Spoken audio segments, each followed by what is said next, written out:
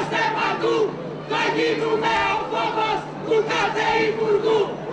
Ακούς Βάρκα, ακούς! Πολίτες της Βέρειας, κρατώντας πανό και υπό αυστηρή αστυνομική περιφρούρηση, φωνάζουν συνθήματα κατά της κυβερνητικής πολιτικής προς τον Υφυπουργό Επικρατείας Άγγελο Τόλκα κατά τη διάρκεια της παρέλασης για την απελευθέρωση της πόλης. Οι συγκεντρωμένοι είχαν επιχειρήσει να εισβάλλουν στο χώρο της παρέλασης και να πλησιάσουν την εξέδρα όπου βρισκόταν ο Υφυπουργός, αλλά τους σταμάτησαν οι αστυνομικές δυνάμεις. Καταλαβαίνουμε τις όποιες πιθανές αντιδράσεις υπάρχουν. Γνωριζόμαστε και όλοι μεταξύ μας. Το θέμα είναι ότι η αγανάκτηση, η κυρίαρχη αγανάκτηση, είναι αγανάκτηση για μια Ελλάδα έτσι όπως την παραλάβαμε.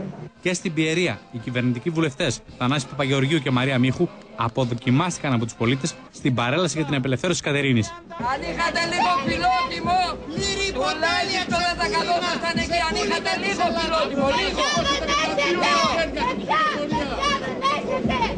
Αμήχανοι οι δύο βουλευτές του Πασόκ άκουσαν τις αποδοκιμασίες των πολιτών, ακόμη και όταν προσπάθησαν να κάνουν δηλώσεις με άλλο τέλος της εκδήλωσης. Κατρέπεστε, πρέπει όχι να κάνετε δηλώσεις.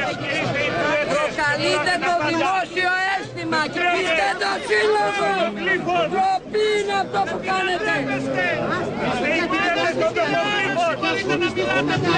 Ένας άλλος βουλευτής του Πασόκ, ο Χρήστος Μαγκούφης, αποδοκιμάστηκε σε αθλητικό συνέδριο στα Τρίκαλα από αγανακτισμένους και συμβασιούχους που ζητούσαν να μην ψηφιστεί το πολυνομοσχέδιο, ενώ κατά ορισμένες πληροφορίες πέταξαν και αυγά στο αυτοκίνητό του.